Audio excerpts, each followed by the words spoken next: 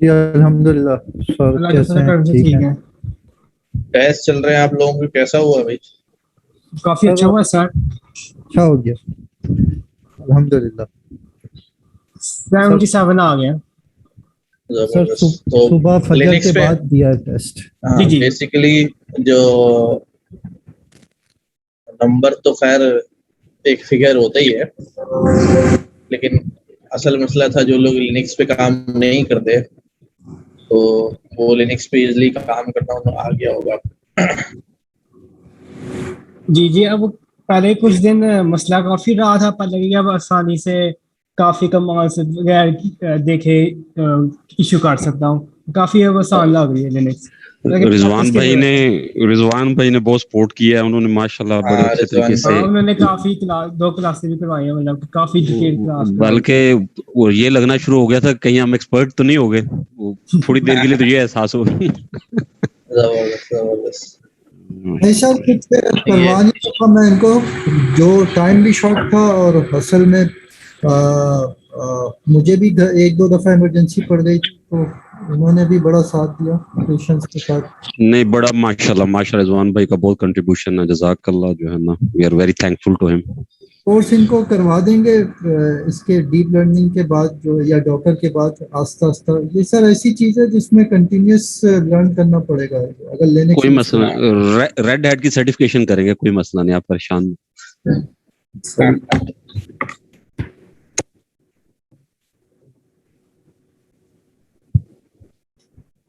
अच्छा जी, बस शुरू करते हैं 1-2 मिनट में इंशाल्लाह।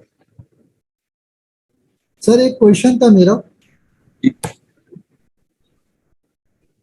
हाँ सर, अभी जो हम सेमेस्टर 3 ये जो चल रहा है, मॉड्यूल 3 या जो भी है, तो इसमें हम तो सारे फाउंडेशनल लेवल चीज़ें पढ़ रहे हैं ना, डीप लर्निंग की खासकर। जी हाँ। तो जो फाइनल सेमेस्टर होगा या फाइनल मॉड्यूल होगा, उसमें हमारा जो होगा वो out of the box solution पे हम काम करेंगे, जैसे अमेजोन या माइक्रोसॉफ्ट वगैरह के जो हाँ, डीप लर्निंग। अमेजोन का जो टूल है AWS का सेज मेकर, जी जी। जो स्पेशली डिजाइंड है फॉर एआई सॉल्यूशंस, वो पढ़ेंगे। माइक्रो सर्विसेज बनाना जो है वो सीखेंगे। सेज मेकर इटसेल्फ एक बहुत बड़ी चीज है और काफी फायदेमंद है। ये टारगेट है Q4 में। तो सर इसमें जो है हमें तो और आसानी हो जाएगी कि सेज मेकर के थ्रू या जो भी out of the box solution है, उसमें हमें सिर्फ डाटा वगैरह इनपुट डालना होगा और थोड़ी बहुत मेरा ख्याल है फाइन ट्यूनिंग करनी होगी और आउटपुट आ जाएगा हमें। हाँ, ये तो मैंने लास्ट टाइम भी कहा था कि सेज मेकर जो है वो model selection, best model selection, consulting your data भी वो खुद कर लेता है। ठीक है, सिर्फ आपने डाटा बकेट्स में अपनी चीज़ें जो है ना सही सही जगह रखनी है। और कुछ जो है ना AWS के अपने भी मॉडल्स हैं, बहुत सारी चीज़ें परफॉर्म करने के लिए जो बने हुए हैं, वो भी आप यूज़ कर सकते हैं, उनके अच्छे रिजल्ट्स दे रहे हैं।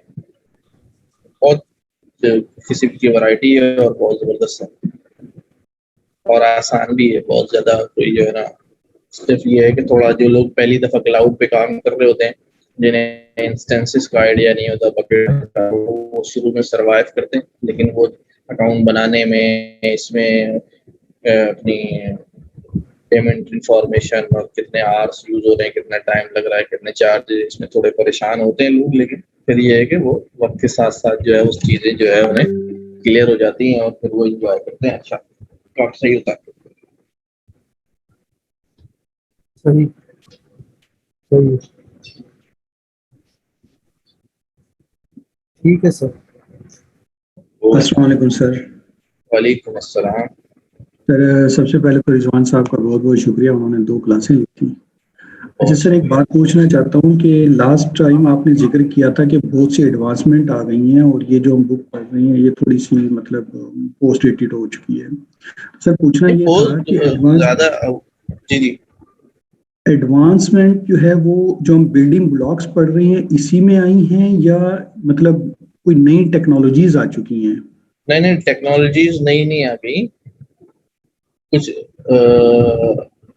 जो लोग मतलब जो प्रोजेक्ट्स हैं, जो एग्जाम्पल्स हैं, इस तरह की जो चीजें हैं वो काफी सारी जो है वो नई जो है वो शामिल हो गई हैं। मैं एक इस बुक के अंदर भी थोड़ी सी चेंजेस आई हैं, और फिर ओवरऑल जो है डीप लर्निंग फ्रेमवर्क के अंदर जो है कोई टेक्नोलॉजी का चेंज नहीं आया है, लेकिन ये है कि नए नए जो है ना मॉडल्स जो हैं वो बन रहे हैं और लोग सारे इंडस्ट्री और रिसर्चर्स पे काम कर रहे हैं, तो नई चीजें जो है वो ऐड हो रही हैं। मैं 1 मिनट इस बुक का जरा वर्जन चेक करूँ हमारा कौन सा है।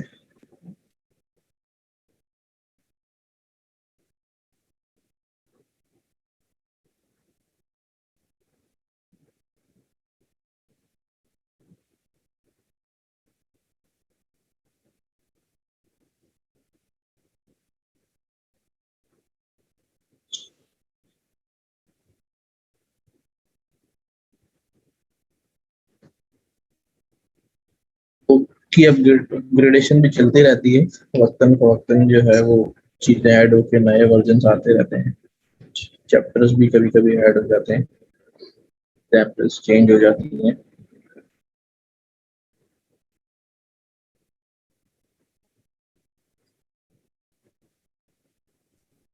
सर आपकी स्क्रीन शेयर नहीं है। अभी मैं शेयर कराता हूँ।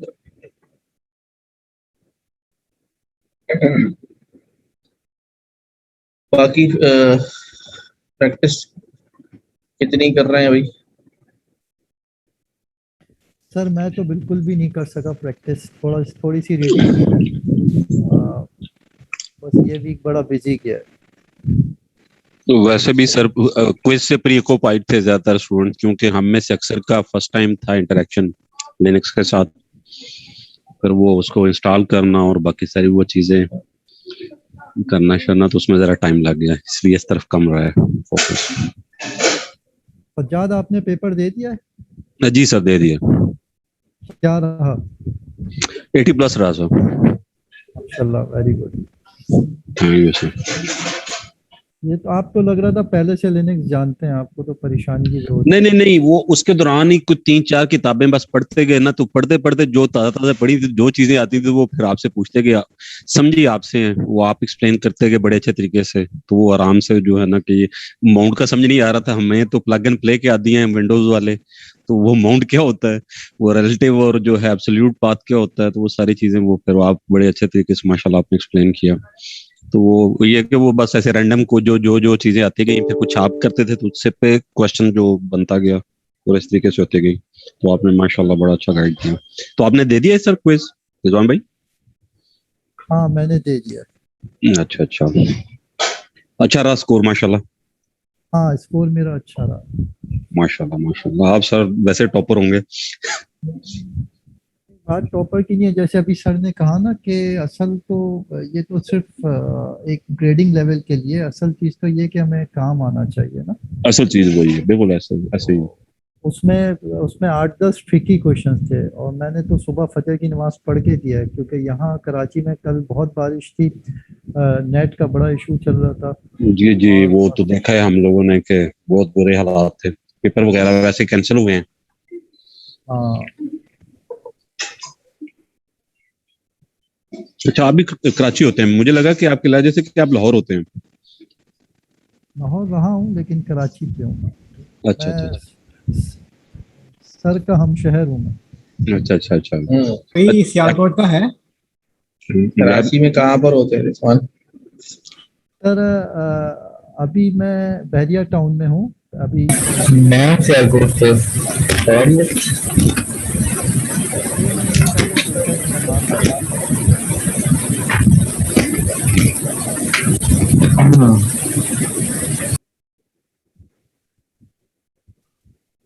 मैं बहरिया टाउन पे रहता हूँ सर। अच्छा अच्छा। यार बहुत लूटा है मलक रियाज ने यार, बैरियर टाउन ने, बैरियर टाउन कराची में। कुछ प्लस पॉइंट्स हैं, कुछ माइनस पॉइंट्स हैं। माइनस पॉइंट ज़्यादा है, प्लस पॉइंट्स कम है, लेकिन फिर भी मैं किसी जो है कोई ऑब्जेक्टिव लेके यहाँ आया था तो। सही सही सही, माशाल्लाह।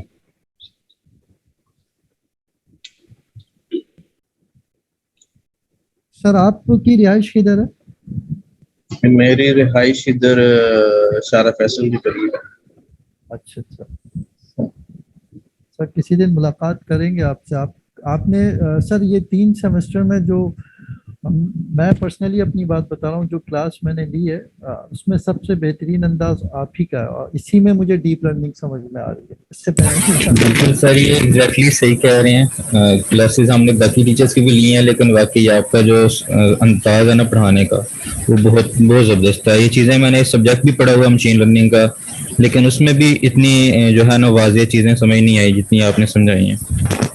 जज़ाकल्लाह। और सर इसमें कोई एग्जेजरेशन नहीं है, और वाकई ऐसा ही है, मतलब जो कॉन्सेप्ट्स आपने बताए, और बाज़ औक़ात हम सिली क्वेश्चंस कर रहे होते हैं इंक्लूडिंग माई सेल्फ, तो उसको आप बड़े पेशेंस से एलोब्रेट करते हैं और डाउन द लेवल जाके आप क्लियर करते हैं। तो बहुत सारे कॉन्सेप्ट्स मुझे सेकंड सेमेस्टर में नहीं समझ में आए थे, तो वो टीचर बुरे नहीं थे, शायद हमारी वीकनेस होगी, लेकिन ये कि आपने इसको बड़े पेशेंस के साथ क्लियर किया। मैं तो सोचा था आपको पर्सनली कॉल करके तंग भी करूं, लेकिन मुझे हिम्मत नहीं हुई। मैंने कहा आप जॉब भी आपकी अच्छी खासी होती है, डाटा एनालिस्ट की जॉब ठीक ठाक वो है, मतलब मेंटली बंदा बहुत ज़्यादा बिजी रहता है, तो उस पर मैंने फिर आपको तंग नहीं किया, वरना काफ़ी चीज़ें हैं जो अभी भी मुझे थोड़ी सी प्रॉब्लम करती हैं। नहीं, उसमें ये है कि वॉइस मैसेज छोड़ दिया करें व्हाट्सएप के ऊपर। ठीक तो है उसमें सर। ये होता है कि दिन में एक टाइम बैठ के जो है ना, मैं सबके रिप्लाई जो है वो जिसके पॉसिबल होते हैं कि मैं रिप्लाई करता रहता हूँ। सही है, ये अच्छा हो असल जाएगा। में उस समय होता ही है कि वो इतने ज़्यादा मैसेज होते हैं स्टूडेंट्स के, इतने ज़्यादा मैसेज होते हैं, वालेकुम सलाम, कि फौरी तौर पे अगर आप उसको देखना शुरू कर देना तो फिर वो काम नहीं कर सकते। बिल्कुल ऐसा ही है। उसमें ज़्यादातर क्या होते हैं, उसमें ज़्यादातर होते हैं सर, मेरा जो है ना वो FYP शुरू हो गया है, कोई आइडिया बता दें। यार आइडिया, अब मैं आइडिया कैसे बता दूं? सही है। ठीक है, या टेंसरफ्लो इंस्टॉल नहीं हो रहा। सही है। चलिए टेंसरफ्लो इंस्टॉल नहीं हो रहा ना, वो तो आपने उठा के कोई लिंक दे दिया यार, इसको फॉलो करें, समझ में आती है बात। अब उसमें क्या होता है जी, सबसे ज़्यादा इरिटेटिव कि एक तो आइडिया बता दें, प्रोजेक्ट का आइडिया। अब मुझे नहीं पता सामने वालों की ग्रुप की एक्सपर्टीज क्या है, आपने क्या पढ़ा हुआ है, बस सर कोई आइडिया बता दें। अच्छा चलो आइडिया बता दिया। अब आइडिया बताने के बाद उसका मतलब ये कि आप पूरी तरह फंस गए। अच्छा, अब पूरी तरह फंस क्यों गए कि वो अब फिर कहानी शुरू आएगी, सर अब इसमें क्या करना है, अब इसमें क्या करना है, अच्छा सर थोड़ा टाइम निकालें, मीटिंग करें सर। अच्छा भाई चलो, फिर इन द एंड यहाँ तक बात आई थी, सर थोड़ा सा आप जो है ना वो काम करके दे दिया हमें। सर ये तो अच्छा मौका है कंसल्टिंग का।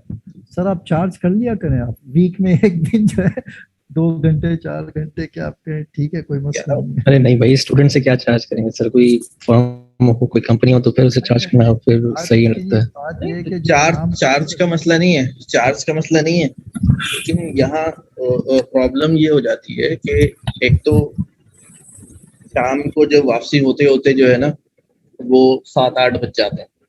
अच्छा, 7-8 बजे के बाद जो है ना वो कुछ अपना प्लान होता है बंदे का, यार थोड़ा टाइम जो निकाल के ना ये काम करना है, ये काम करना है, वो सारा सैटरडे संडे नहीं हो सकता उस दिन, उसमें सिर्फ पढ़ाना पढ़ाना चल रहा होता है ज्यादातर, या जो है ना वो घर का सौदा सर्फ चल रहा होता है। सही बात। अब उस टाइम कहाँ से जो है ना दे दिया जाए, ये थोड़ा फिर भी कोशिश करता हूँ जितनी ज्यादा जिस तरह से जो है वो हो सके हेल्प कर दी जाए। लेकिन यहाँ स्टूडेंट जो है ना, फिर वो मामला ये हो जाता है कि फुली तौर पे जो है ना वो आप पे डिपेंडेंट हो जाता है, जो उससे खुद सोचना चाहिए कि मुझे नहीं होना चाहिए, लेकिन सोचता है फिर हर चीज जो है ना वो सर करके दे दें। सही। ऐसा नहीं होता, आप हेल्पलाइन ले लें आप, ठीक है आप ये हो गया है, कौन सी चीज कहाँ से सही कह मिलेगी। रहे हैं सर, ये एटीट्यूड जो है ना हमारे स्टूडेंट्स में है। अभी बहुत सारे जो है ना, मतलब लोग जो है ना फाइवर पे, अपवर्क पे काम कर रहे होते हैं, और वहां पर भी इशू जो है ना वो यही है कि वहाँ जो भी छोटे लेवल के प्रोजेक्ट्स मिल रहे हैं, कुछ मिल रहे हैं, वो सारे प्रोजेक्ट्स जो है ना बेसिकली जो है वो यूनिवर्सिटी स्टूडेंट्स के ही प्रोजेक्ट्स हैं, ठीक है। और अब किसी का FYP आप यहाँ से बैठ के किसी स्टूडेंट का FYP करें, उसको चार्ज करें, या FYP जो है ना वो किसी बाहर की यूनिवर्सिटी के स्टूडेंट का FYP हो, ये दोनों चीजें ही जो है ना किसी भी तरह मुनासिब नहीं है, चिटिंग हो सर गई ना।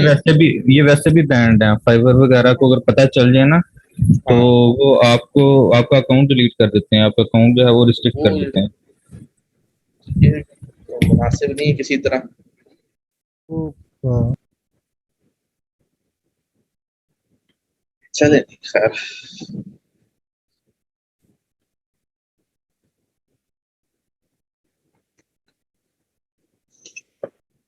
हम लास्ट टाइम कहाँ तक पहुंच गए थे? सर LSTM GRU ये करना था, RNN आई थिंक कर रहे थे हम लोग। सही, शेयर करा दूं, रिकॉर्ड पे लगा दूं।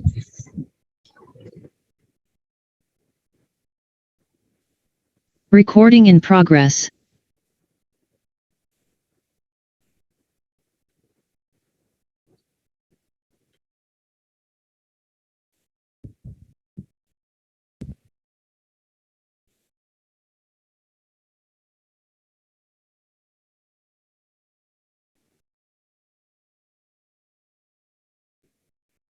रिकरेंट हमने जो है वो उसका कॉन्सेप्ट जो है वो लेना शुरू किया था,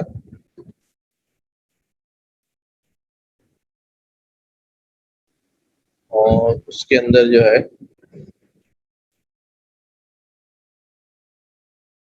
जो इशू था टेंस लेयर की प्रोसेसिंग में, जब वो टेक्स्ट को प्रोसेस करती है, उस इशू को रिकरेंट ने जो है वो किस तरह रिजॉल्व किया था, जो भी आउटपुट है वो आगे जो है उसने कैरी करना शुरू कर दिया था। अच्छा, थ्योरेटिकली और मैथमेटिकली तो एक बहुत ही कॉम्प्लेक्स सिनेरियो है बैकएंड के ऊपर, जो एल्गोरिथम्स लिखे गए हैं इसके लिए, लेकिन फॉर आर यूज हमने इसको बड़े सिंपल तरीके से देखा था, लेमैन के कॉन्सेप्ट के अंदर कि यार एक जो भी आउटपुट है तो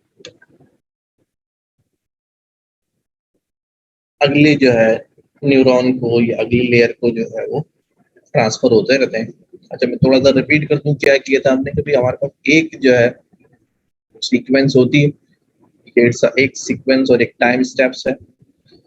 इस टाइम स्टेप्स ये पूरा जाता है रिकरेंट के अंदर, बट इंटरनली एक लूप जो है वो इसके ऊपर फर्दर काम करना जो है वो शुरू कर देता है, जो एक एक वर्ड को जो है वो लूप शुरू करके आगे भेज रहा होता है, और इस पे लर्निंग हो रही होती है, और ये इस पे लर्निंग हुई है ये अगले इनपुट के साथ कंबाइन होकर फिर न्यूरॉन को या नोड को इनपुट हो रही होती है। इस तरह ये प्रोसेस चलता जाता है, और हर अगली नोड के अंदर जो है वो पिछला जो है वो कंप्लीट होता जाता है।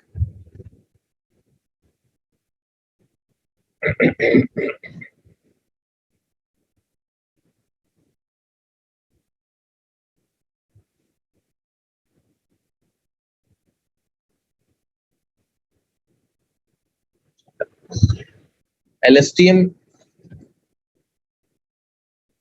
लेयर जो है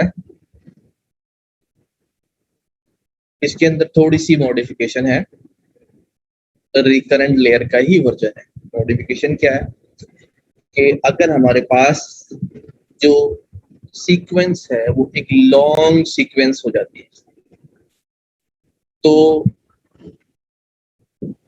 इसको प्रोसेस किया, इसको प्रोसेस किया, इसको, जब ये बहुत आगे पहुंच जाता है तो इसके लिए मेमोरी को रिटेन करना बहुत बड़ा मसला हो जाता है, ठीक है ना।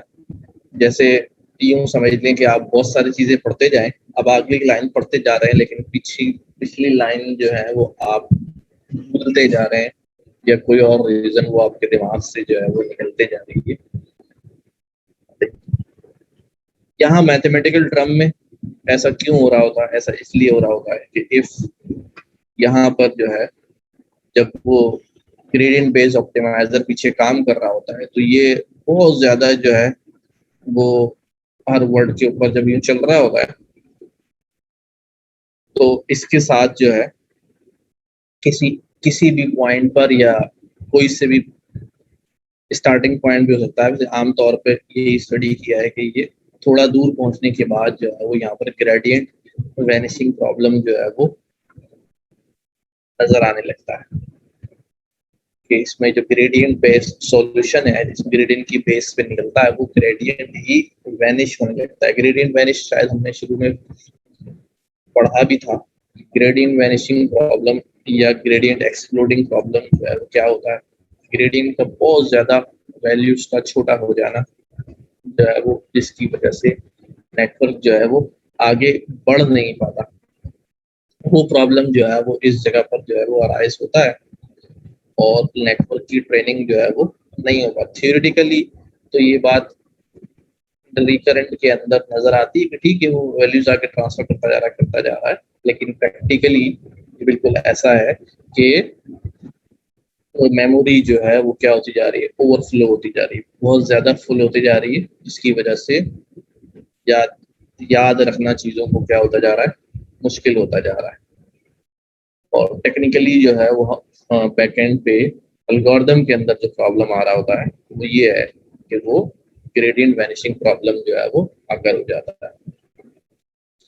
तो रिकरेंट थियोरेटिकली तो रिकरेंट का जो प्रोसेस है, जो फिनोमिना है वो ऑब्जर्व होता है, नजर आता है, लेकिन प्रैक्टिकली जो है वो ये इश्यूज के अंदर आता है कि रिजल्ट्स जो है वो जब खराब हो गए लॉन्ग सीक्वेंस के अंदर, उन्होंने स्टडी किया उसको, ये देखा कि रिजल्ट खराब होने की वजह क्या है। तो उन्होंने देखा कि लॉन्ग सीक्वेंस के अंदर प्रॉब्लम ये हो रहा है कि ग्रेडियंट जो है वो उसकी वैल्यू बहुत मिनिमम हो रही है, जिसकी वजह से रिजल्ट्स जो है वो अचीव नहीं हो रहे।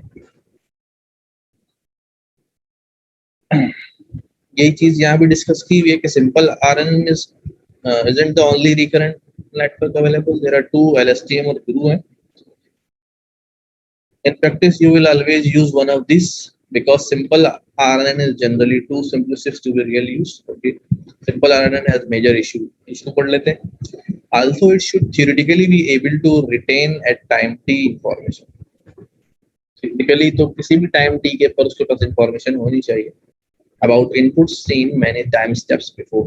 वो inputs जो कई time steps पहले उसने देखे थे वो भी इसके पास यहाँ होने चाहिए इस पोजीशन पे आके. In practice, such long-term dependencies are impossible to learn. Practically जो है long-term dependencies जो है वो learn करना, उनको याद रखना जो है वो impossible हो जाता है. इनके पेपर भी हैं, ये दो बंदों ने इस पे काम किया था, ऑपरेटर शिम्बर, इनका पेपर भी लॉन्ग टर्म डिपेंडेंसीज के हवाले से यहाँ लिंक भी दिया हुआ उसका, लर्निंग लॉन्ग टर्म डिपेंडेंसीज. ये पेपर पब्लिश होने के बाद जो है ना फिर इम्प्लीमेंटेशन की उसकी 97 में जाके लॉन्ग शॉर्ट टर्म मेमोरी के साथ. इसीलिए इसका नाम भी जो है ना वो LSTM है, लॉन्ग शॉर्ट टर्म मेमोरीज. तो क्या हुआ? This is due to the vanishing gradient problem, an effect that is similar to what is observed with non-recurrent network feed forward network that are many layers deep. जब हम देखते हैं कि हम बहुत ज्यादा deep network dense layer में भी बनाते थे तो वहां भी ये प्रॉब्लम आता था. As you keep adding layers to a network, गैर जरूरी layers ऐड करते जाएंगे अगर नेटवर्क के अंदर, the network eventually becomes untrainable.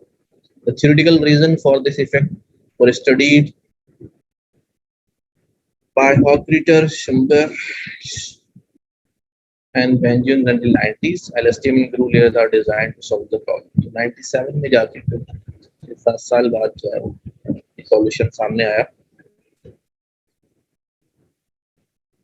Let's consider LSTM. Underlying short-term memory algorithm was developed by this 97. It was culmination of their research on the vanishing gradient problems. जो vanishing gradient problem को खत्म करने के लिए जो research करी उसके बाद जो है ये एल्गोरिथम सामने आया. This is a variant of simple RN layer. You already know about it. It adds a way to carry information across many time steps. अब क्या है हमारे पास? ये सिर्फ इंफॉर्मेशन आगे ही नहीं भेज रहा होता, एक और बेल्ट जो है वो ऐड हो जाता है. एक तो हमने देखा था कि हमारे पास जो है जो भी आउटपुट है वो हम आगे भेज देते हैं नेटवर्क के पास अगले इनपुट के साथ. यहाँ पर जो है वो शामिल हो जाता है स्टेट में, स्टेट के तौर पे आगे शामिल हो गया. फिर इससे जो आउटपुट निकला वो स्टेट के तौर पे आगे शामिल हो गया. यहाँ पर वही इशू है कि ये ब्लॉक अभी इतना छोटा नजर आ रहा है, थोड़ी देर बाद ये ब्लॉक बहुत बड़ा हो जाएगा. इतने सारे इसके अंदर डब्ल्यूज और यूज इतने सारे आ जाएंगे. वही वाला इशू कि ग्रेडियंट वैनिशिंग प्रॉब्लम जो है वो आकर होने लगेगा, या लेमैन के अंदाज में कहें कि उसको याद रखना जो है वो मुश्किल हो जाएगा. चीजें जो है वो बहुत ज्यादा उसके लिए कॉम्प्लेक्स हो जाएंगी. तो ये स्ट्रक्चर जो है वो सिंपल आरएनएन का था. तो अब इन्होंने क्या किया यहाँ पर, it adds a way to carry information across many types. उन्होंने क्या किया कि भाई जो इंफॉर्मेशन है उसको चंक वाइज जो है वो कैरी चल रहा है. वो एक अलग एक बेल्ट पे, एक मेमोरी बेल्ट पे जो है जो लर्निंग है वो अगले नोड पे तो जा रही है, लेकिन साथ साथ वो मेमोरी जो है वो बेल्ट पे चलती चली जा रही है. इन केस अगर या इमेज दिखाऊं पहले, दिस वन, ये आउटपुट तो चल रहा है, ये आउटपुट एज अ स्टेट जो है वो इसके अंदर जा भी रहा है, लेकिन एक कैरी बेल्ट जो है फॉर लर्निंग का वो भी इसके साथ साथ जो है वो कंटिन्यू चल रहा है. कैरी ट्रैक जो, तो इस कैरी ट्रैक से इंफॉर्मेशन हर वक्त हमारा जो नोड है वो नहीं मांगेगा. उससे मांग भी सकता है जब, लेकिन ये उस वक्त उससे मांगेगा जब इसको ग्रेडियंट वैनिशिंग जो है प्रॉब्लम जो है वो होने लगेगा. ये उस कैरी बेल्ट से इंफॉर्मेशन लेटेस्ट जो है उसके पास चली आ रही है. प्रीवियस सारी ये जो कैरी ट्रैक है, ये एक्चुअली कंटेन क्या कर रहा है, कौन सी इंफॉर्मेशन जो है इसके अंदर है मौजूद है? ये सारी लर्निंग,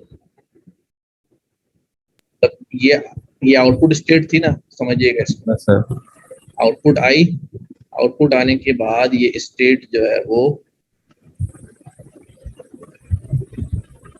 ये आउटपुट स्टेट से ये यूं आके ये इसमें चली गई, और इसके बाद ये इनपुट आया, इसने क्या कर दिया, एक और आउटपुट निकाल दिया. ओके. अच्छा, आउटपुट निकालने के बाद इसने वो आउटपुट जो है वो आगे भी ट्रांसफर किया दोबारा अगली नोड को. सेम प्रोसेस ही चलता जा रहा है. ये रिकरेंट का स्टाइल है. Yes sir. अच्छा, अब वो क्या रहा है कि इस पॉइंट के ऊपर इंफॉर्मेशन, इस पॉइंट के ऊपर जो लर्निंग है वो क्या हो रही है, जमा हो रही है. Yes sir. ठीक है. अच्छा, पीछे जब ये लर्निंग बहुत ज्यादा जमा हो रही है तो जो कुछ यहाँ पीछे बॉक्सेस में होता रहा है, अब उसकी मेमोरी थोड़ी कमजोर होना शुरू हो रही है. ठीक है, यहाँ पर आया तो यहाँ पर यूं समझ लें कि भाई ये इतना पोर्शन तो बड़ा स्ट्रॉन्ग है जो जरा लेटेस्ट आउटपुट है.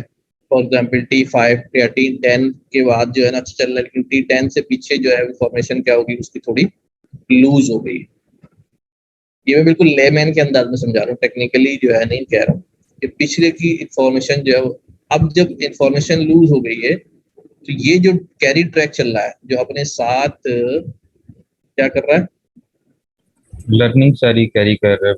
लर्निंग सारी कैरी कर रहा है. ये इसको किसी भी टाइम स्टेप के ऊपर इससे दोबारा कनेक्ट होके अपने आप को अपडेट कर सकता है किसी भी टाइम स्टेप.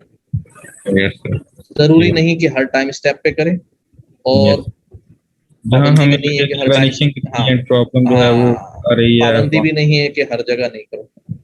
ठीक है, क्योंकि हर जगह ये कैरी ट्रैक जो है वो इसके अंदर अवेलेबल है। अच्छा, ये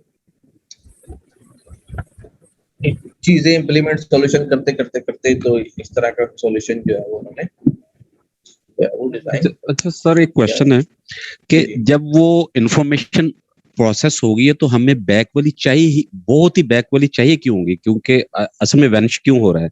वैनिश इसलिए हो रहा है कि जो पहला प्रोसेस हुआ है ना, तो एक आउटपुट आ गई है, ठीक है। अब वो आउटपुट आगे इनपुट के तौर पे भी चली गई है दोबारा उसके अंदर, ठीक है, और फिर और नई इनपुट है वो उसके साथ ब्लेंड होके एक नई आउट।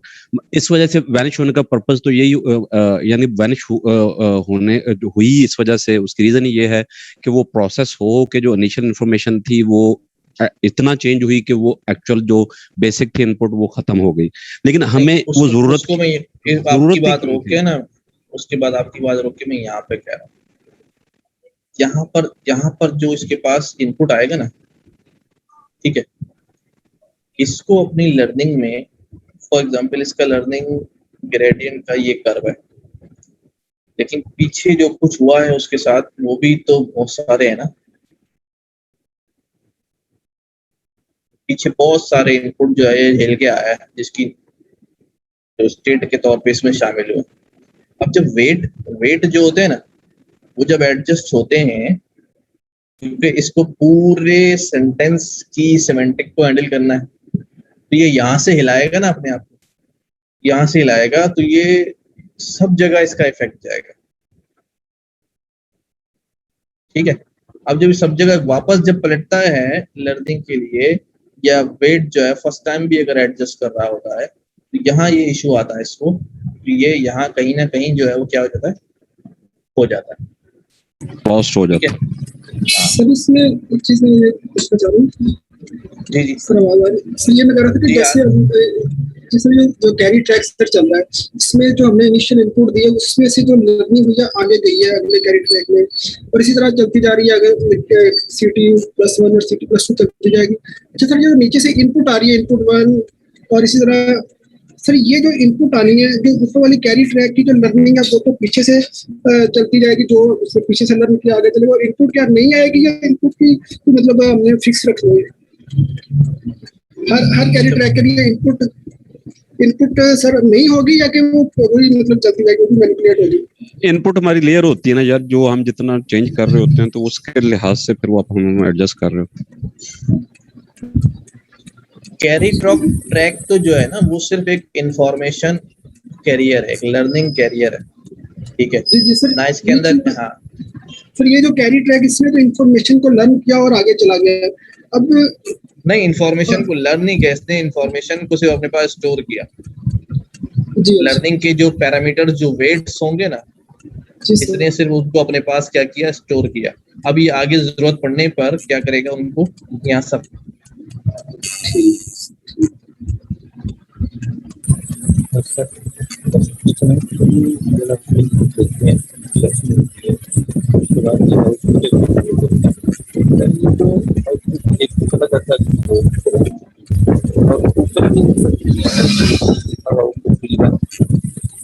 भाई आपकी आवाज नहीं आ रही सही।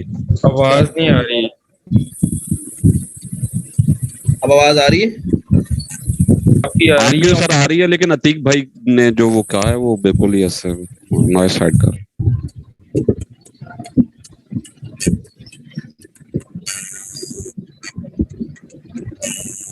शायद भाई आपके माइक से आ रहा है नॉइस, काइंडली।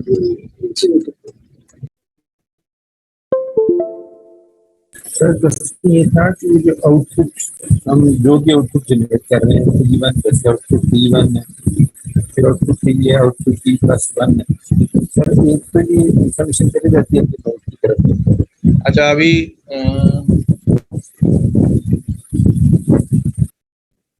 अभी वॉइस क्लियर है? आपकी वॉइस ठीक है सर, आपकी वॉइस का इशू नहीं था, वो दरमियान में नॉइस और था तो उनसे अच्छा। तो imagine a conveyor belt running parallel to the sequence you are processing. तो सीक्वेंस प्रोसेस कर रहे हैं, उसके साथ साथ एक कन्वेयर बेल्ट है। Information from the sequence can jump onto the conveyor belt at any point, be transported to the later time step, and jump off intact when you need it. This is essentially that what LSTM does. It saves information for later, thus preventing older signals from gradually vanishing during process. बस ये 4 जुमले इन्होंने इसके बारे में यहाँ लिखे। Information जो है वो इनपुट से निकल के जो है ना कन्वेयर बेल्ट पे आएगी, jump off jump on to हो जाएगी, उसके बाद जो है ना वहां से ये जंप ऑफ करेगी व्हेन यू नीड इट, जब भी इसको जो है ना हमारे नोड्स को इसकी जो है ना जरूरत पड़ेगी, और ये ओल्डर सिग्नल्स को वैनिश होने से बचा देगी। ये बड़ी सिंपलिस्टिक है एक्सप्लेनेशन। वैसे सर एक ये भी एक इशू है कि कब उसे पता लगेगा कि किस पॉइंट पे वैनिश हो रहा है, कौन सा हो रहा है, और वो तो जानना यानी कि वो चीज जैसे वो तो हमें जो है ना जब भी वो अपनी कैलकुलेशन कर रहा होता है, ग्रेडियंट डिस्टेंट जब कैलकुलेशन कर रहा होता है, तो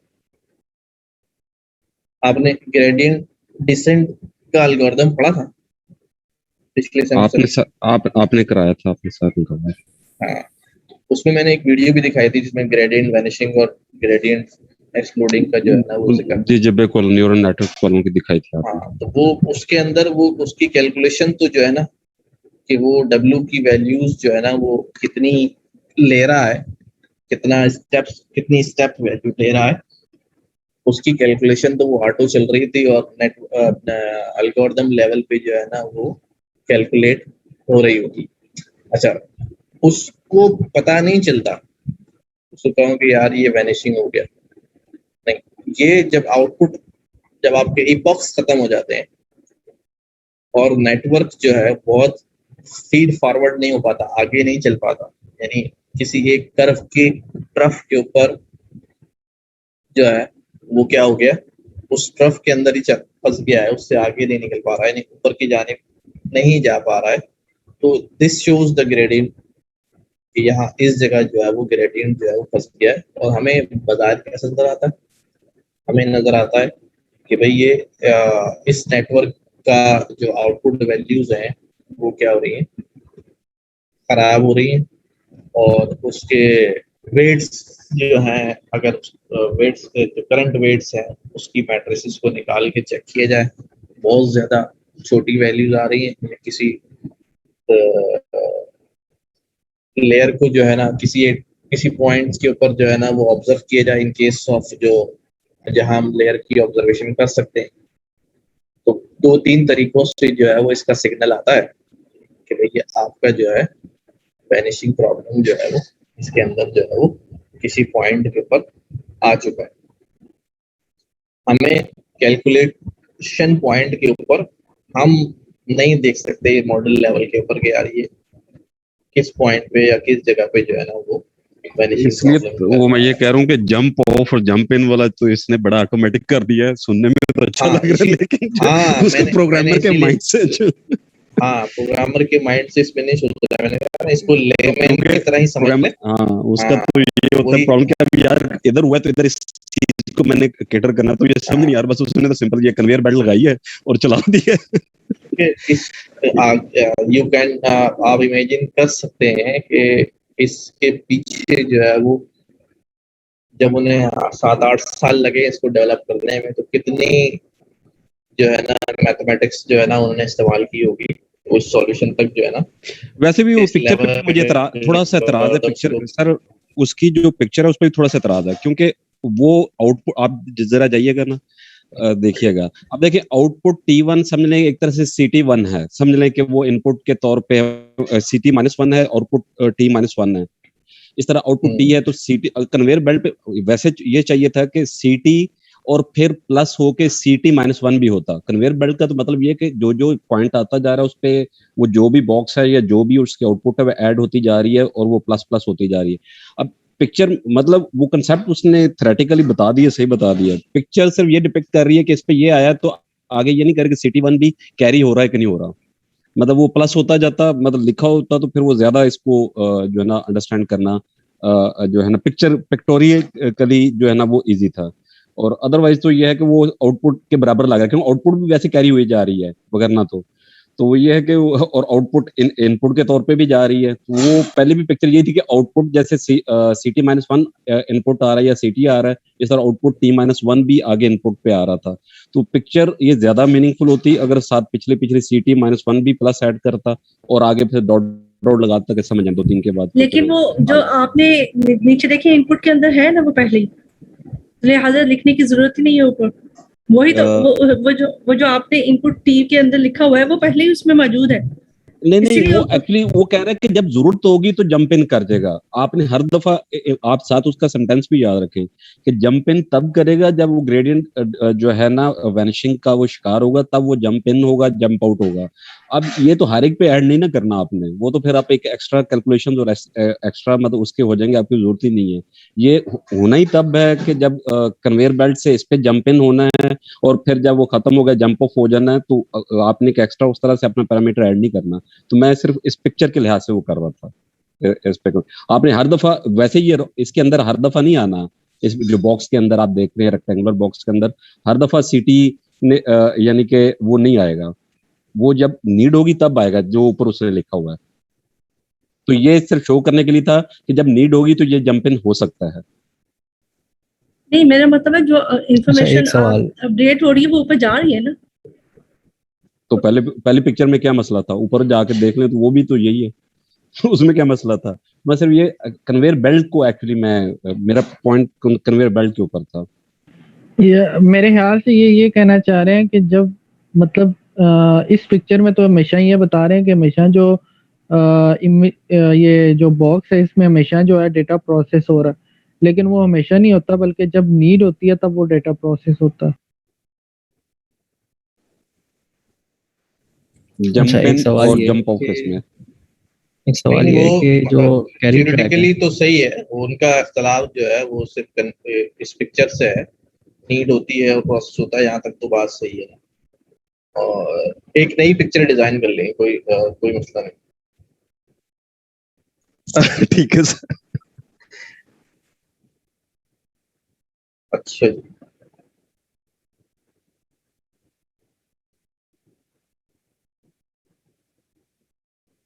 देखिए अब ये वाली पिक्चर पे आया, जरा नई पिक्चर।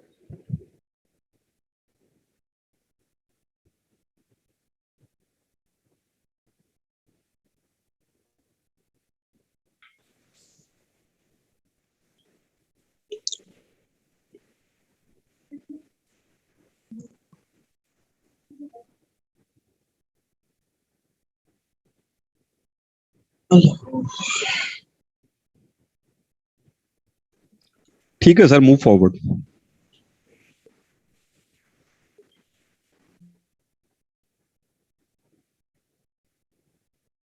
तो इम्प्लीमेंटेशन जो है वो जो काम हमें करना है वो तो बहुत ही आसान है। सिर्फ डेटा सेट लेना है,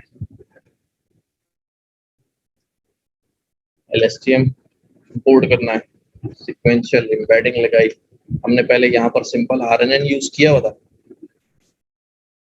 अब हमने LSTM जो है वो यूज कर लिया। एक ही लेयर लगाई है, सिर्फ डेंस लगा दिया RMS पर, अभी हमारा मॉडल जो है वो रेडी।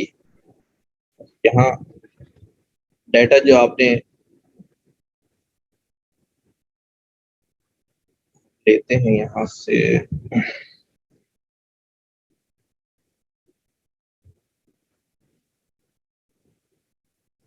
ये एक लेयर जो है वो LSTM की आपको 89% वैलिडेशन पे जो है वो ले जाती है। Certainly much better than the simple RNN network.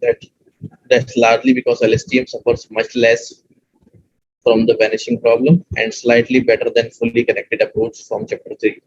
Even though you are looking at less data than you were in chapter 3, you are running truncating sequences after 500 time steps, where in chapter 3 you were considering the full sequence. तो दोबारा शुरू से आते ताकि ये बात clear हो।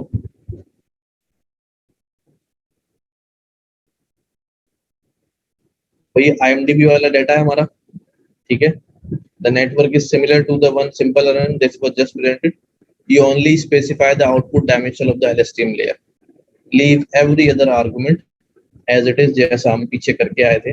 और जो प्रोसेसिंग थी, जितना हमने वैलिडेशन निकाला था, ट्रेनिंग निकाला था, टेस्टिंग निकाला था, वो सब कुछ जो है वो प्रीवियस एग्जाम्पल वाला ही आप ब्लॉक ऑफ कोड लेंगे। सिर्फ मॉडल आपका जो है वो यहाँ पर चेंज होगा, और मॉडल के चेंज में भी सिर्फ एक लेयर जो है वो चेंज होगी, बाकी कोई पैरामीटर जो है वो चेंज नहीं किया है। ये यहाँ पर जो है, जो हमने पिछले सिंपल RNN से किया था, यहाँ इसको हमने क्या कर दिया है, LSTM से कर दिया है। और बाकी ये जो प्रोसेसिंग है इस मॉडल के लिए सारी एज इट इज रहेगी। मैक्सिमम लेंथ की बात कर रहे थे, वहां पर 500 के ऊपर हमने जो है वो कट ऑफ लगा दिया, इससे बड़ा रिव्यू नहीं होगा।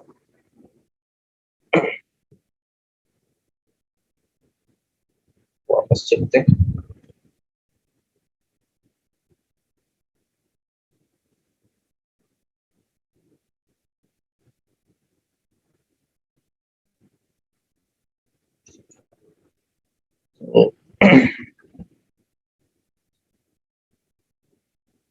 अच्छा जी, that's and slightly better approach. Chapter 3, you are truncating sequence, okay, but this result isn't groundbreaking for such computationally intensive approach. Why isn't LSTM performing better? One reason is that you made no effort to tune hyperparameters such as embedding dimensionality or LSTM output dimensionality. अभी हमने कुछ किया तो है नहीं, हमने सिर्फ simple सी layer लगा दी, तो ये और अच्छी परफॉर्मेंस दे सकता है, 89 से बहुत आगे निकल सकता है। Another may be lack of regularization techniques, कोई हमने regularization यहाँ नहीं लगाई, ड्रॉप आउट्स नहीं है, कुछ नहीं है। But honestly, the primary reason is analyzing the global long-term structure of the reviews. What LSTM is good at, it isn't helpful for the sentiment problem. Such a big problem is well solved by looking at what words occur in each review and what frequency. That's what the first fully connected approach looked at. But there are far more difficult natural language processing problems out there where the strength of the LSTM will become apparent. In particular, question answering and machine learning translation. ये कह रहे हैं कि यार भाई जो हमारा simple feed forward networks थे यानी डेंस वाले, वो भी इस पोजीशन में, जैसे ये डेटा सेट है इस पोजीशन में, तो बहुत अच्छा काम कर सकते हैं, क्योंकि बहुत ही ज्यादा रिफाइंड डाटा, बहुत ही जो है ना सेंटेंस स्ट्रक्चर के साथ, और बहुत सारे वर्ड्स जो है ना वो क्लियर हैं इसके अंदर। वर्ड्स की फ्रीक्वेंसीज को देखकर, इसको देखकर वो भी अच्छा डिसाइड कर सकता है। लेकिन जो लैंग्वेज ट्रांसलेशन के और मशीन ट्रांसलेशन के और क्वेश्चन आंसरिंग के, पैराग्राफ समरी करने के, जो उस तरह के बहुत सारे प्रॉब्लम्स हैं मशीन लर्निंग के जो सॉल्व होने होते हैं, उनके अंदर LSTM जो है वो आउटबस्ट करता है। ठीक है, वहां उसकी स्ट्रेंथ जो है उन प्रॉब्लम्स में बहुत ज्यादा नजर आती है। इस प्रॉब्लम में तो शायद आपको इतनी ना नजर आ रही, लेकिन उन प्रॉब्लम्स के अंदर जो है, काइंडली सेंटिमेंट एनालिसिस को थोड़ा सा एक्सप्लेन कर दीजिएगा। सेंटिमेंट एनालिसिस अभी जो हम कर रहे हैं, सेंटिमेंट एनालिसिस प्रॉब्लम ही तो है ना, फिर इसके अंदर लोगों ने अपने रिव्यू लिखे हैं, अपना सेंटिमेंट दिया है,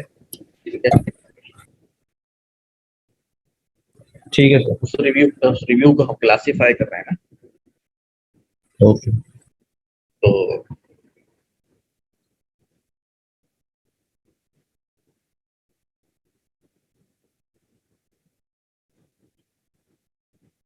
अच्छा, रैपिंग अप में क्या, अभी now you understand the following, what RNNs and how do they work, what LSTM and why it works better on long sequence than a naive RN, how to use Keras RN layers to process sequence data. अच्छा,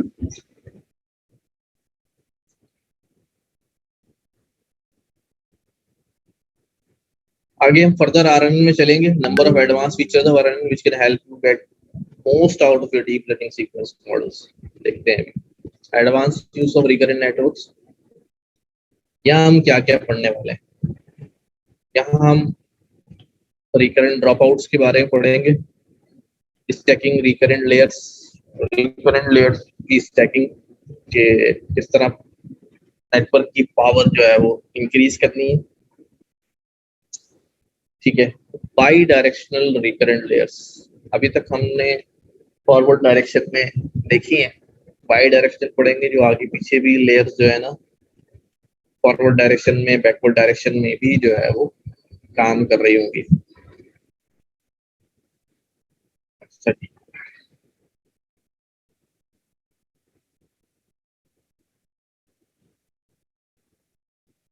एक problem यहाँ पर है temperature forecasting problem, time series का data है, इसको solve किया है, इसकी पार्सिंग वगैरह सीखनी है अभी इसके अंदर हमने। Until now the only sequence data we have covered has been text data। अभी तक जो हमारे पास सीक्वेंस डाटा था वो टेक्स्ट डाटा को ही हमने हैंडल किया है। But sequence data is found in many more problems than just language processing. In all the examples in this section, you will play with the weather time series data recorded at weather station at the Max Planck Institute for Biochemistry in Jena, Germany। ये data set download भी करेंगे अभी हम, जीना data set कहलाता है आमतौर पर। In this data set, 14 different quantities, air temperature, atmospheric pressure, humidity, wind direction and so on were recorded every 10 minutes। Her 10 minutes के ऊपर जो है ना ये डाटा रिकॉर्ड है। टाइम स्टेप्स के डाटा का तो हमें आइडिया है, ठीक है। ये हमारे पास 3 डायमेंशनल डाटा होता जिसके अंदर एक डायमेंशन जो है वो टाइम स्टेप्स की होती है, रॉ एंड कॉलम के अलावा कि किस टाइम के पर रिकॉर्ड जो है वो लिया गया। ओवर सेवरल ईयर्स, ये कई सालों का डाटा है जो हर 10 मिनट के बाद जो है ना वो कैलकुलेट किया गया। बड़ा डाटा होगा इसको भी। The original data goes back in 2003, but this example is limited to data from 2009 to 16। 7 years, 8 years के around का ये data। Perfect for learning to work with the numerical time series। ये numerical data जो time series का है उसके लिए बहुत अच्छा data set है। You will use it to build models that takes input some data from the recent past, a few days worth of data points and predicts the air temperature 24 hours in the future। So ये हमारे लिए important ये है कि stock price prediction है, weather prediction है, इसी तरह जो हमारे पास सेल्स आइटम्स प्रिडिक्शन है, इन्वेंट्री प्रिडिक्शन है, ठीक है। और हमारे पास यहाँ पर जो है 2-3 तरह के और केसेस होते हैं उसके अंदर हम टाइम सीरीज की भी प्रिडिक्शन कर रहे होते हैं।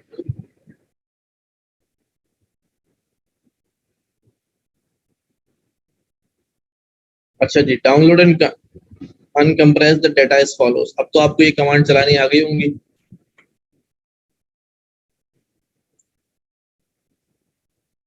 लेकिन सर हमारी जुपिटर वगैरह जो है उस पे विंडोज पे तो कोई मसला नहीं, कोई मसला नहीं। ये यहाँ से कितना कॉपी कर लें इस लिंक को और जीना क्लाइमेट, हाँ जीना क्लाइमेट तक की जो है ना केरस डाटा सेट्स में आ जाए, मिल जाएगा आपको। और भी इसका लिंक एक और दिया होता है नीचे। ठीक है सर, कर लेंगे, कोई आप डाउनलोड के माहिर हो। डेटा के बाद जो है ना अब कोई आपने समझाया यहाँ पर क्या हो रहा है?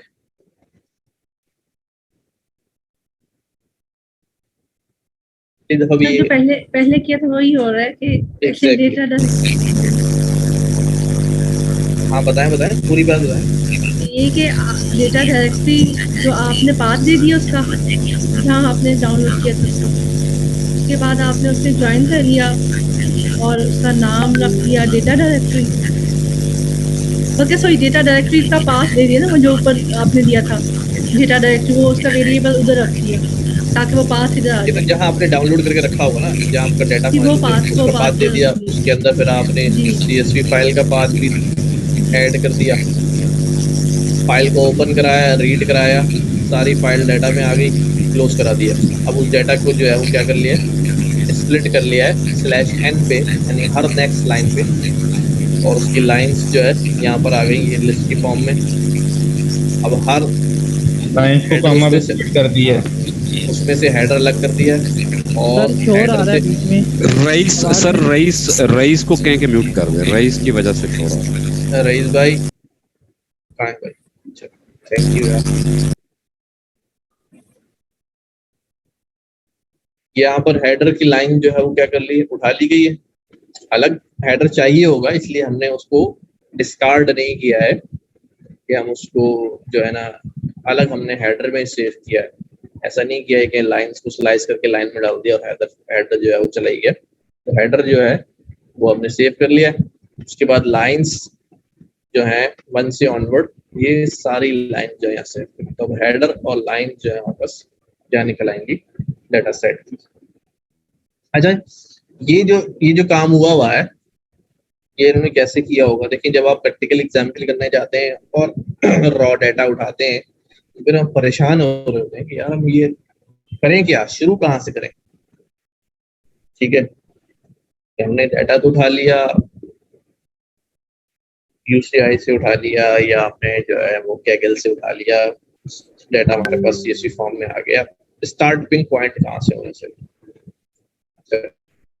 ये इसके लिए जो है सबसे पहले तो आप डाटा फाइल्स को जाके जो है ना वो ऑब्जर्व करते हैं। CSV में जो आपको फाइल मिली है, सारी चीजें मिली है, ये आपको वहां से जाके, अभी हमने फाइल देखी भी नहीं लेकिन हमने ये कोड देख लिया कि यार वहाँ हेडर भी लगा हुआ है और सारी चीजें हैं और हमें चाहिए या नहीं चाहिए, सारा एनालिसिस जो है वो आपको कोड से जो है मॉडल बनाने से पहले डाटा को अच्छी तरह इंस्पेक्ट करके अपना माइंड मेकअप करना पड़ता है कि हमें क्या स्टेप्स जो है वो करने पड़ेंगे ताकि हमारा रॉ डाटा जो है वो फर्निश्ड फॉर्म के अंदर जो है वो आ जाए। प्री प्रोसेसिंग है ना ये सारी? हाँ, प्री प्रोसेसिंग भी नहीं है ये, लेकिन ये मेरे पास एक डाटा फाइल आई है ना, तो मैं उसको बैठ के थोड़ी देर जो है ना 15-20 मिनट में उसके डाटा कॉलम्स को रिव्यू कर रहा हूँ, नाम देख रहा हूँ कि नाम में गड़बड़ तो नहीं है, सारी इस तरह चीजें देख रहा हूँ। क्योंकि हम आमतौर पे जब डाटा लोड करते हैं CSV में या अपने पाइथन में लेकर आते हैं तो CSV में ऐसा हो सकता है कि नाम के दरमियान स्पेस आ रहा हो, पाइथन जो है ना वो स्पेस को नहीं ले रहा होता, एरर आ रहे होते हैं सारी चीज। तो ये 15-20 मिनट आधे घंटे की जो है ना वो एक्टिविटी होती है जिसमें आप अपने डाटा से जो है ना फेमिलियरिटी हासिल कर रहे होते हैं कि भाई क्या क्या चीजें। तो वहां आपको ही पता चलता है कि अच्छा मुझे इसमें से ये काम करने हैं। अब क्योंकि हम यहाँ बुक पे देख रहे हैं तो हम बुक तो डायरेक्ट उसके ऊपर आ गई ना, उसने ये काम कर दिया। लेकिन अब इशू ये होता है कि अभी तो मैंने डाटा फाइल देखी नहीं, बुक ने ये काम क्यों किया, क्योंकि उसको मालूम है कि वहां पर ये मसाइल हैं। ठीक है, आप भी जब इस तरह करेंगे, जब आप जाएंगे कोई डाटा सेट लेंगे तो उसको केयरफुली जो है उसका सारी बेसिक स्टैटिस्टिक्स निकालेंगे, समरी निकालेंगे, उसका फिजिकल एनालिसिस करेंगे कि भाई ये क्या क्या चीजें मुझे इसके अंदर चाहिए होंगी, क्या क्या चीजों की जरूरत नहीं पड़ेगी। करने नहीं बैठेंगे, सिर्फ अभी अपना माइंड मेकअप कर रहे होंगे कि इसके अंदर यार ये जो है ना इन चीजों की रिक्वायरमेंट नहीं होगी, मुझे ये चीज मुझे एक्स्ट्रा लग रही है। बाद में देखेंगे उसको करना है या नहीं करना है, लेकिन एक 10-15 मिनट का रिव्यू जो है चलता है तो उसमें ये सारी चीजें जो है वो सामने जाती हैं और आपके माइंड में जो है एक सीक्वेंस ऑफ स्टेप्स जो है वो आ जाता है ये काम करके जो है ना उसको गुजारना है। एक किस्म का एल्गोरिथम डेवलप हो जाता है। हाँ, तो हेडर और लाइंस जो है वो हमने इसमें से अलग अलग जो है वो निकाल ली। अब देखो ना, अब हेडर और लाइंस अलग अलग निकाल ली। अब ये इस वक्त हमें तो नहीं पता क्यों निकाली, लेकिन जब डाटा को देख के कोड, हाँ, जब इस कोड करने वाले ने जब ये डाटा को देखा होगा तो उसने अपना मेकअप प्लान जो है ना वो कर लिया होगा कि इसमें मुझे क्या क्या चाहिए, किन चीजों की जरूरत है। तो ये हेडर्स हैं उसके, date time, direct time series का डाटा है, डेट टाइम लाजमी होगा। ठीक है, ये डाटा आ रहा है PT, TP मैक्स इफेक्ट। अब अभी हम इस डिटेल में नहीं जा रहे हैं कि क्या होता है, लेकिन जब आप जेन्युइनली किसी डाटा पे काम कर रहे होंगे तो मेरी राय ये है कि आपको उसके हर वेरिएबल, हर कॉलम की साइंटिफिक नॉलेज भी अगर हो जाए, थोड़ी बहुत ही हो जाए, उसका डिस्क्रिप्शन एटलीस्ट जो है कॉलम का जो है पता चल जाए। क्योंकि प्रैक्टिकल में अभी भी हमारे साथ भी जो है, अभी थोड़ी हम डाटा माइग्रेशन कर रहे थे, ठीक है, और ओरेकल का एनालिसिस जो है ना सर्वर यूज कर रहे हैं वहाँ।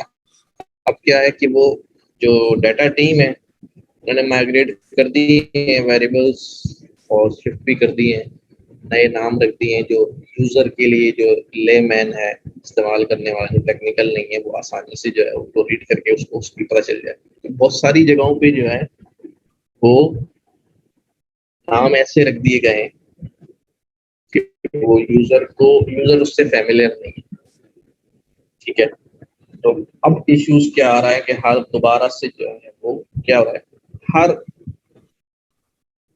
कॉलम है जिसको मॉडिफाई किया गया है उनका डिस्क्रिप्शन जो है वो उसकी अलग कैटलॉग जो है वो बनाई जा रही है ताकि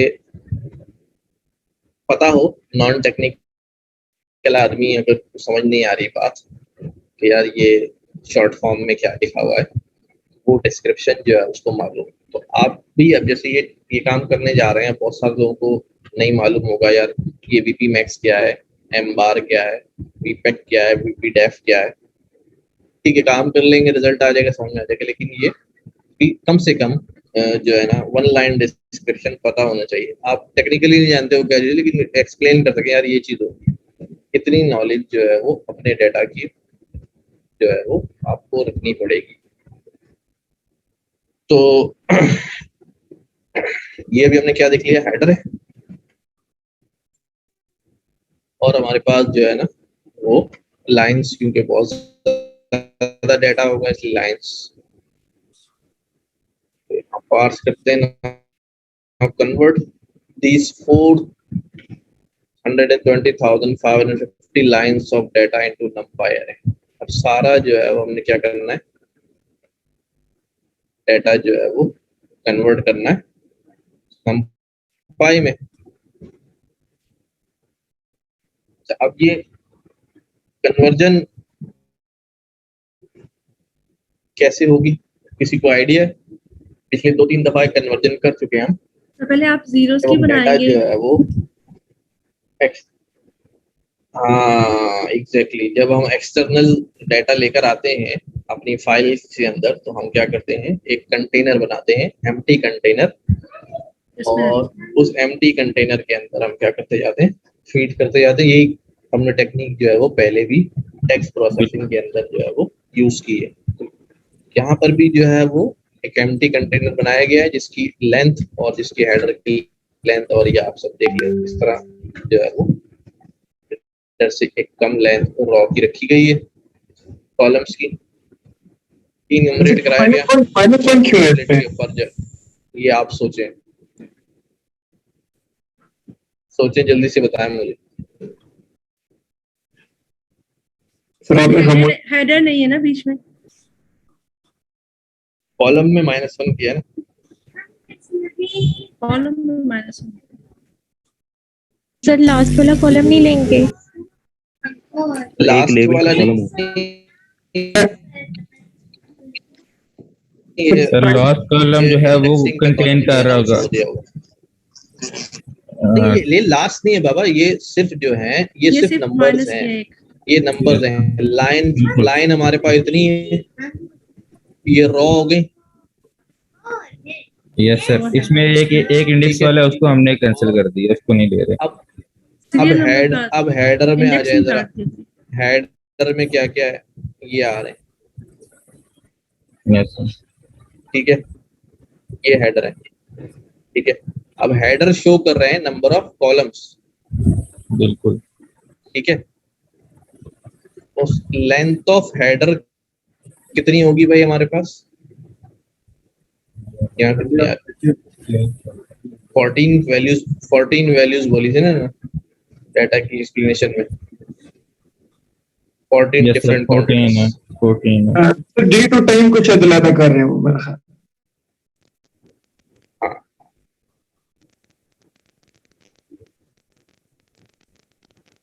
डेट टाइम का कॉलम शायद नहीं होगा सर।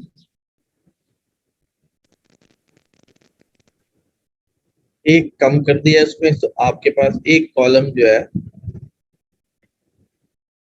वो यहाँ से जो है वो रिमूव हो जाएगा। अच्छा, आई लाइन, इमरेड लाइंस, अब लाइन को स्प्लिट किया कॉमे के ऊपर। सर यस सर, एक कॉलम अगर हम नहीं लेंगे तो -1 अगर हम स्लाइसिंग के थ्रू देखें तो हमारा लास्ट वाला कॉलम हम ड्रॉप करते हैं ना।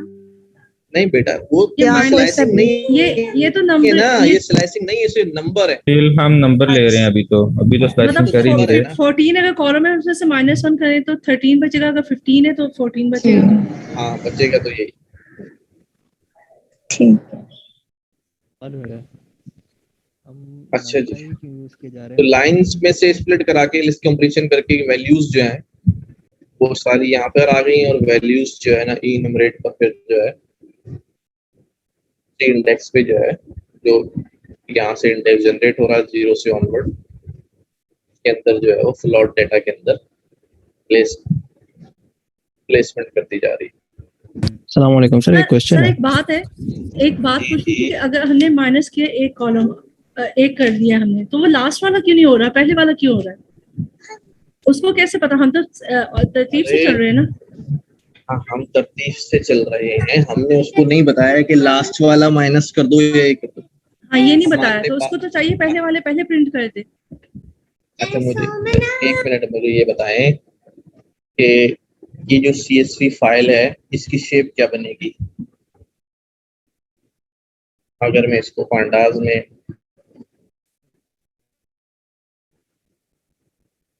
कॉलम्स के 14 है और लाइंस के ये है 42551, 14 ये बनेगी ना। Yes sir.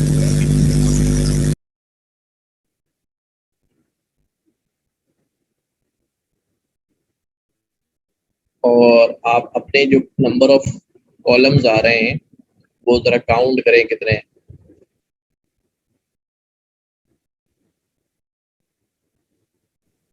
सर 16 लग रहा है मुझे तो। 15 होंगे, 15 15 है सर, 15 है सर। 15 है ना। तो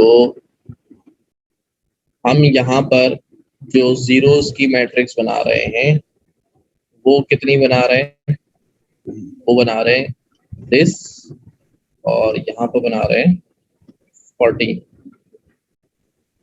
ठीक है, ठीक है। 15 था ना, कितने 15 होगा, 15 होंगे ना, 15 15 -1 बाद में अब 14 -1 निकाला तो 14। हाँ जी 14 ओवरऑल इसका आंसर 14 14 है। हाँ, अब ये 14 कॉलम्स और ये 42551 रॉस बन गई।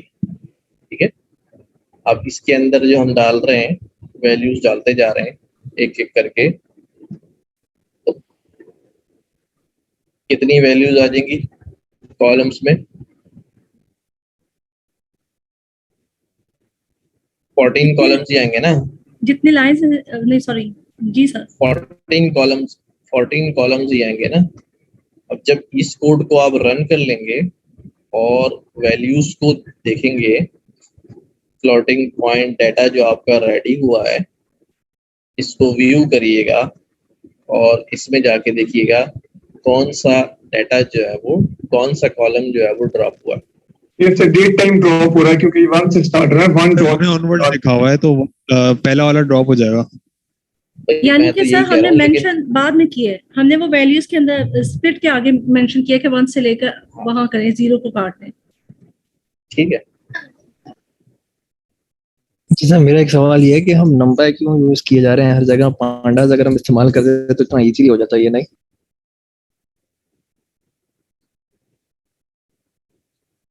पांडा इस्तेमाल कर लेते, पांडा इस्तेमाल कर लेते, कोई मसला नहीं था।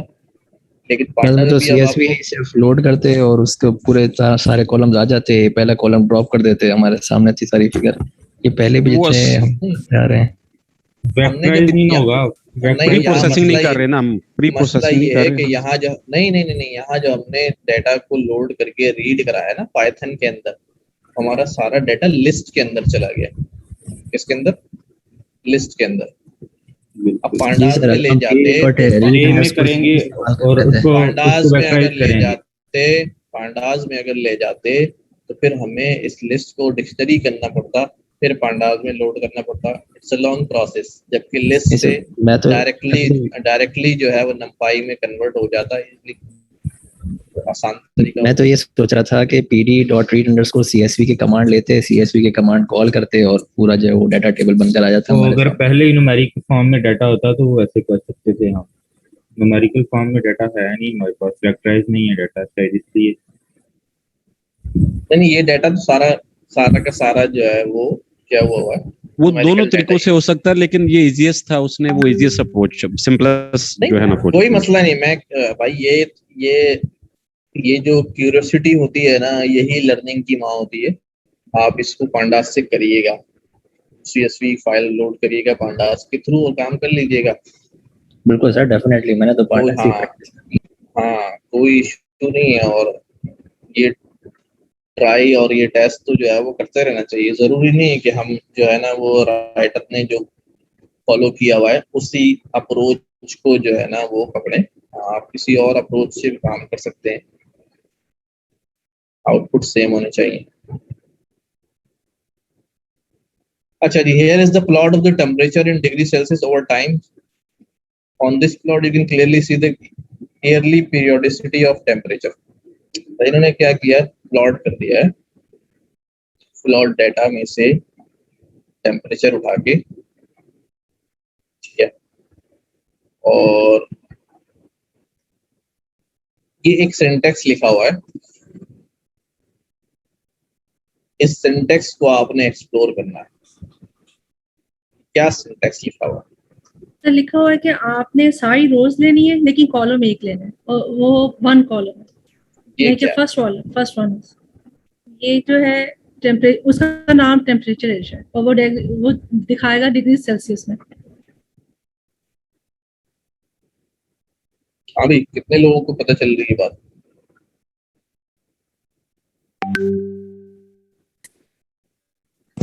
सर ये कोड रन करने पे एरर आ रहा था, इसका सिंटेक्स तो समझ ही नहीं आ रहा, मतलब ये क्या एरर आ रहा था? तो मैंने जब रन किया था तो एरर आ रहा था, फिर छोड़ दिया था, मुझे याद नहीं है, लेकिन इस पे एरर आ गया था।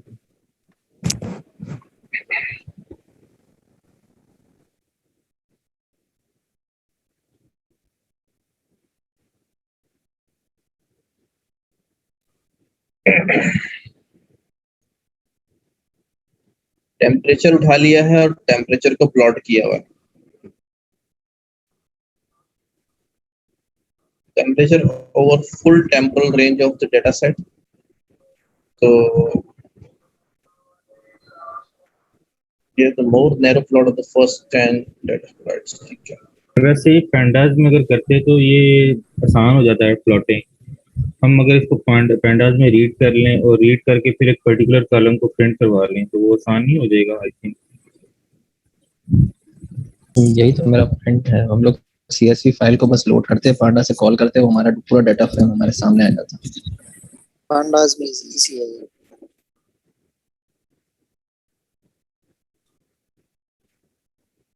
ये प्लॉटिंग की जो इसने की है ये चीजें समझ नहीं आ रही। ये नेट प्लॉट लिख के इसने किया है, वो उतना ज्यादा उसका है नहीं, आइडिया नहीं है। नहीं, प्लॉटिंग में तो मसला कोई नहीं है। उसने लेंथ ऑफ टेम्परेचर उठाई और जितना टेम्परेचर्स थे उन सबको जो है ना XY पे प्लॉट कर दिया, ठीक है। अब लेकिन ये पर्टिकुलर कॉलम उस डाटा में पर्टिकुलर कॉलम को प्लॉट कर रहा है ना। हाँ, अब तो पर्टिकुलर कॉलम को प्लॉट करना उसमें पैंडास में ज्यादा इजी है। अरे भाई मैं ये कह रहा हूँ, आप पांडा, नंपाई, पाइथन, ठीक है। अब हम इस स्टेज के ऊपर हैं कि अब हमें कोड डिस्कस नहीं करना चाहिए। बिल्कुल ठीक है, हमें कॉन्सेप्ट डिस्कस करना चाहिए। हाँ, क्योंकि वो चीजें अब आपको आती है ना, सिर्फ आप कह रहे हैं इस तरह कर लें, इस तरह कर लें, मुझे पता है वो आप कर सकते हैं अल्हम्दुलिल्लाह, तो आप उसको कर लें।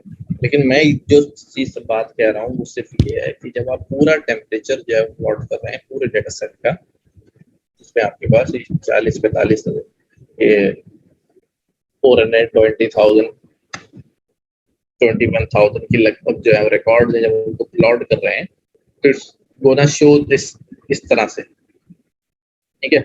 इसमें आपको कुछ अभी पता नहीं चल रहा कि क्या हो रहा है। तो उन्होंने अगला काम क्या किया है, अगला काम ये किया कि more narrow plot of first 10 days of the temperature data। सिर्फ क्या किया, 10 दिन का टेम्परेचर डाटा प्लॉट किया है ताकि जरा वो ओपन किस्म का प्लॉट आए, कुछ हमें समझ में आ रहा है उसके अंदर। Because data is recorded every 10 minutes, her 10 minute पे डाटा रिकॉर्ड हो रहा है। you get 144 data points per day. एक दिन में आपके पास 144 डेटा पॉइंट्स हैं, तो 10 दिन में कितने हो जाएंगे? 1440 डेटा पॉइंट्स हो जाएंगे। तो क्योंकि 1440 डेटा पॉइंट्स होंगे, उनको प्लॉट करने के लिए तो रेंज हमने 1440 की क्रिएट कर ली, ताकि हमारे पास एक इंडेक्सिंग क्रिएट हो जाए ग्राफ के ऊपर, और 0 से लेके टेम्परेचर का कॉलम 1440 तक का हमने यहाँ पर स्लाइस कर लिया। अब हम यहाँ पर देख रहे हैं, तो अब हमें कुछ समझ आ रहा है कि टेम्परेचर में जो है वो क्या चल रहा है। एक दिन के डाटा पॉइंट जो है वो कितने हैं? अभी 144 है। तो अब इस 144 जो एक दिन का डाटा पॉइंट है, इसके अंदर आप यहाँ ऑब्जर्व कर सकते हैं कि यार ये टेम्परेचर डाउन हो रहा है, अप हो रहा है, क्या हो रहा है। खैर ये एक एक्टिविटी है, उसका मॉडलिंग से जो है ना वो कोई ताल्लुक नहीं है, लेकिन ये मैंने कहा ना, कुछ चीजें जो है वो अपने डाटा सेट के बारे में जानना चाह रहे होते हैं, जो बड़ी जरूरी होती हैं, ताकि आप थोड़ा सा जो है डाटा पे कमांड हासिल कर सकें। On this plot you can see daily periodicity. अब आपको बस डेली पीरियोडिसिटी आ रही है, specially evident for the last 4 days। Also note that this 10-day period must be coming from fairly cold winter month। क्यों winter month से आ रहा हूँ? Temperature की वैल्यू जो है वो क्या आ रही है? कम आ रही है। If you are trying to predict average temperature for the next month given a few months of past data, the problem would be easy due to the reliable year scale periodicity of the data। ठीक है, अगर आप predict करना चाह रहे हैं average temperature अगले महीने के लिए और पिछले महीने का कुछ महीनों का पास डेटा इस्तेमाल करना चाह रहे हैं, तो आसान हो जाएगा, क्योंकि जो ईयर स्केल पीरियोडिसिटी है वो बड़ी रिलायबल होगी। But looking at the data over a scale of days, अगर आप दिनों के डेटा पे देखेंगे तो temperature looks a lot more chaotic। तो दिन में जो टेम्परेचर है वो chaotic हो रहा है, बहुत ज्यादा ऊपर नीचे हो रहा है। In this time series predictable और daily scale, let's find out. क्या डेली स्केल पर ये टाइम सीरीज जो है वो प्रेडिक्ट की जा सकती है, उसको देखना। अब आते हैं डाटा प्रिपरेशन की तरफ। अभी तक हमने डाटा में कोई प्रिपरेशन वाला काम नहीं किया, सिर्फ टेम्परेचर, क्योंकि हम टेम्परेचर फोरकास्ट करना चाह रहे हैं, इसलिए हमने टेम्परेचर का डाटा जो है वो जरा स्लाइस करके प्लॉट करके देख लिया। कुछ पैरामीटर्स हैं जो हमने यहाँ पर समझते हैं। Exact formulation of the problem will be as follows. Given data going as far back as look back time steps। A time step is 10 minutes। एक टाइम स्टेप 10 मिनट्स का है। लुक बैक का मतलब ये है कि पीछे कितने टाइम स्टेप्स जो है वो देखने हैं। अगर 5 days का टाइम स्टेप देखना है तो एक दिन में 144 था, 5 days में 720 टाइम स्टेप्स बनते हैं। ऐसे ही can you predict the temperature in delayed time steps? You will use the following parameter values। Step 6 का मतलब क्या है? Observations will be sampled out and 1 data point per hour। Observations will be sampled out 1 data point per hour, यानी 1 घंटे के अंदर कितनी observations आई हैं, ये एक साथ जो है ना वो सैंपल्ड होके निकलेंगी प्रोसेस होने के लिए। 10 मिनट का डाटा हमारे पास एक टाइम स्टेप पर है। जब हमने 6 स्टेप लिए हैं तो इट बिकम 60 मिनट्स। तो ये पर आवर जो है वो आपके पास बन जाती है। Target will be 24 hours in the future, तो 144 बनेंगे सारे 24 आवर्स। एक दिन में हमारे पास 144 टाइम स्टेप्स बनते हैं। ये पैरामीटर्स हम वहाँ पास करेंगे। Look back, steps and delay, इनके नाम भी याद रखिएगा, छोटी सी डिस्क्रिप्शन है वो भी याद रखिएगा। To get started, you need to do things, process the data to a format to a neural network and ingest। अब डाटा ट्रांसफॉर्म करना है हमने, टेंसर बनाना है। This is easy, the data is already numerical, so you don't need to do any vectorization। But each time series the data is not is on a different scale पे होता है तो हम normalise करते हैं। Yes, sir. Temperature is typically between -20-30, but atmospheric experiment in M bar around 1000. You will normalize each time series independently so that all the small values the similar scale.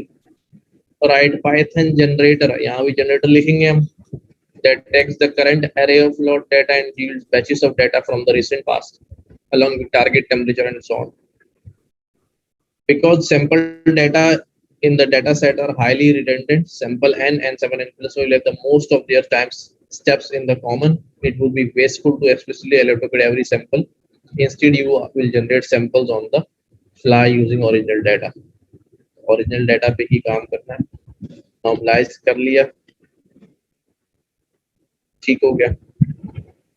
Normalize तो आता है ना सबको, अब ये तो डिस्कस नहीं करना ना.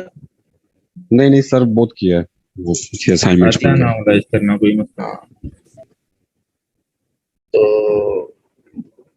डेटा जनरेटर आएगा, वो यील्ड करेगा क्या, सैंपल्स और टारगेट्स.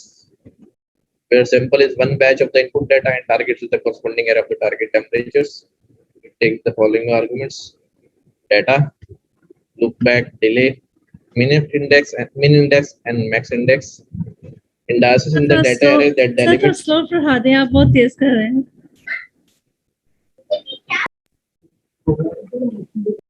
अभी कुछ आया नहीं पढ़ने वाला यार इसमें तो. ये तो सब रीडिंग है, छोड़ दें आप सीधा हाँ ना. पे आ जाएं. ठीक है यस सर, लेकिन हमने पढ़ा नहीं ना, क्विज की तैयारी कर रहे थे, अभी भी क्विज की तैयारी कर रहे हैं डॉक्टर की, इसे नहीं पढ़ रहे, इसलिए सर हमने पढ़ा ही नहीं इसको. असल में मैं अभी थोड़ा सा अर्ली ऑफ करना चाह रहा हूँ क्लास को 12:30 बजे तक, इसलिए मैं चाह रहा हूँ कि थोड़ा सा व्यू दे दूं ताकि आप इसको एग्जीक्यूट कर लें. जी बोले. सर मैं सुबह से क्विज करना चाह रही थी लिनक्स का, तो मेरे पास इशू आ रहा है कि जब मैं खोल रही हूँ तो मेरे पास इंटरनेट का इशू आ रहा है, जबकि इंटरनेट भी सही चल रहा है बिल्कुल. ये तो जिन लोगों ने टेस्ट दिया बता सकते हैं क्या भाई क्या इशू है, बताएं जरा. हमें तो कोई इशू नहीं आया, हमने तो आसानी से कर लिया था. इन पर से आराम से हो गया टेस्ट, आराम से 50 नंबर लेके सर बैठ गए. टाइप के सवाल जरा बता दो यार. सर जब तैयारी करते हैं तो लगता है 100/100 मार्क्स आएंगे, लेकिन जब हम करते हैं तो बस 73-76 तक ही आते हैं. बहुत क्लास का बनाते हैं क्विज वैसे ना, यकीन करें अगर पाकिस्तान की यूनिवर्सिटीज का पीआईएसी वाले बना शुरू कर दें तो एजुकेशन का म्यार बेहतर हो जाएगा. ये क्विज जितना ये बनाते हैं ना टफ, इतना तो मेरे ख्याल में कोई यूनिवर्सिटी का कोई प्रोफेसर जितना मर्जी स्टैनफोर्ड के बराबर आ गए हैं यार. स्टैनफोर्ड और एमआईटी को हम कंप्लीट कर रहे हैं माशाल्लाह. जबरदस्त. नहीं टफ तो नहीं, इजी था. इजी था, बस नंबर नहीं आते.